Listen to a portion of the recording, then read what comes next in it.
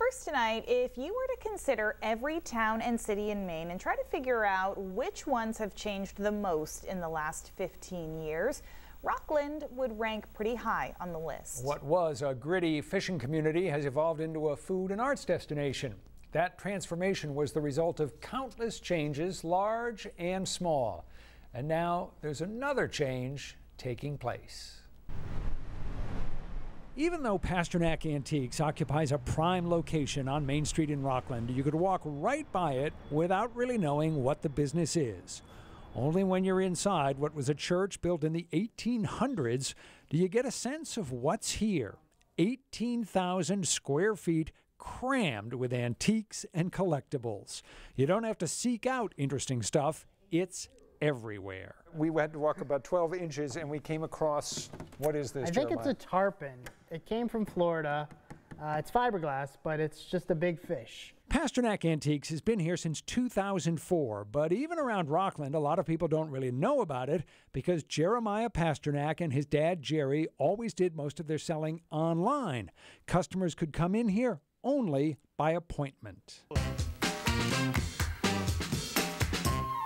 We did a story on Jerry and Jeremiah Pasternak in 2012 when they starred in their own reality show called Born Dealers on a cable TV network. This is the Easy Rider helmet, right? I was driving right here in Rockland. I'm driving by on Old County Road. There's a yard sale. I pull in. This is sitting on a table. I asked the lady how much. She said $1. I didn't even talk it down. I gave her the $1.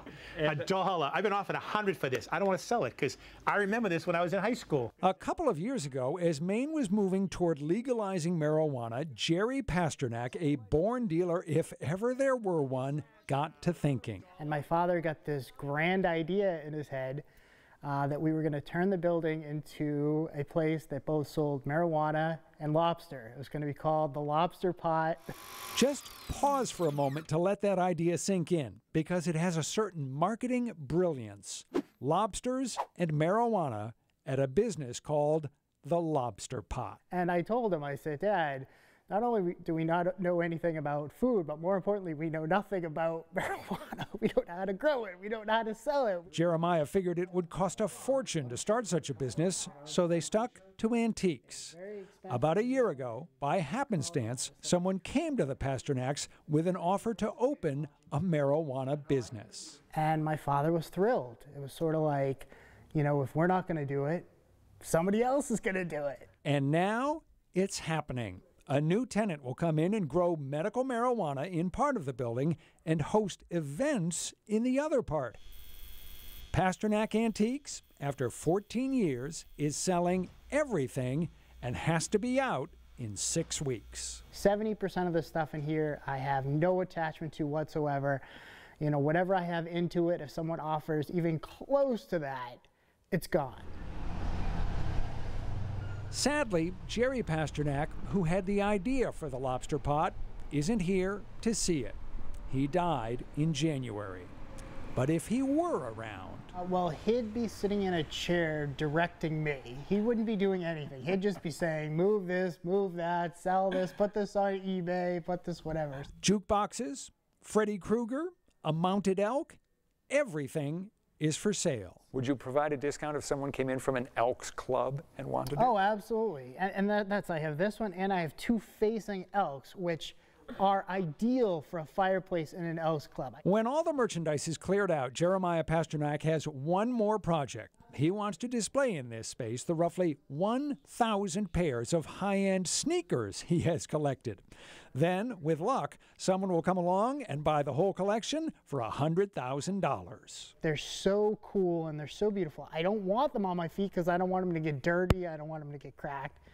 So, yeah, I just buy them and display them and look at them and then hopefully pass them on to somebody else that's going to do the same. The business has had a good run in Rockland, but Jeremiah is leaving without tears. He says the building has been underutilized and it's time for it to have a new life. I mean, it's right on Main Street, overlooking the water.